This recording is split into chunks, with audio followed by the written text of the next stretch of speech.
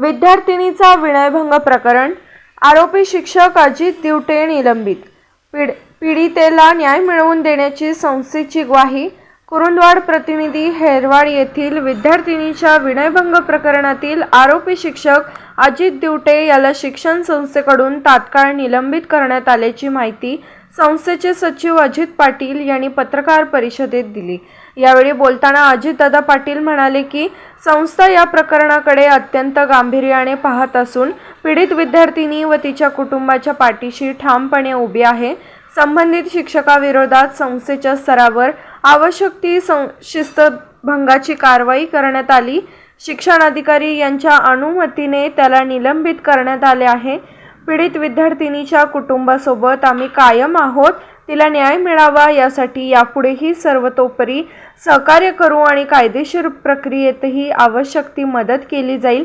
वेगवेगळे आरोप होत असले तरी कोणालाही पाठीशी घातली जाणार नाही असा कडक इशाराही सचिव अजित पाटील यांनी यावेळी दिला. पोलिसांची कारवाई स्वतंत्रपणे सुरू आहे.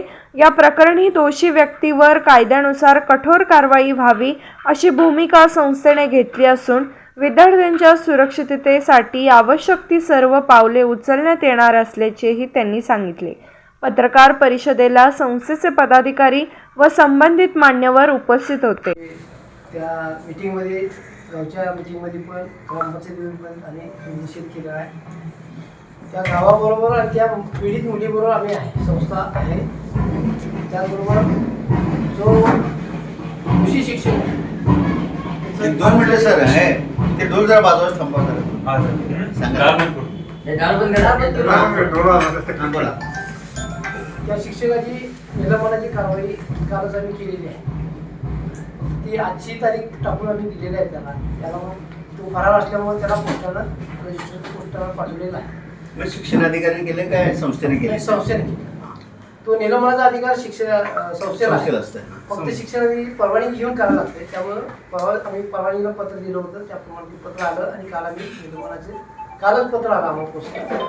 त्याप्रमाणे निलंबनाची कारवाई केलेली आहे. त्याच्यावर ते सगळ्यांना सांगावं तुम्हाला, यासाठी तुम्हाला बोलवलं. आणि इथून पुढं त्याची चौकशी समिती त्या एस एस कोडमध्ये ज्या येईल त्याप्रमाणे त्याच्यावर कारवाई होत राहील. पूर्ण कारवाई चौकशी समिती बसून गठीत करून ती शिक्षणाच्या निर्देशाप्रमाणे ती कारवाई होईल. त्यामुळे 30 कोटी रुपये ते तिकडे चालेल ती केस, आणि हा फौजदारी गुन्हा किंवा हा इकडं या न्यायालयात चालेल. आणि त्याला कठोरात कठोर शिक्षा व्हावी ही आमची भूमिका आहे. म्हणजे तिकडंही व्हावी आणि आमच्या इकडून पण व्हावी ही संस्थेची भूमिका आहे. शेवटपर्यंत अशीच राहील.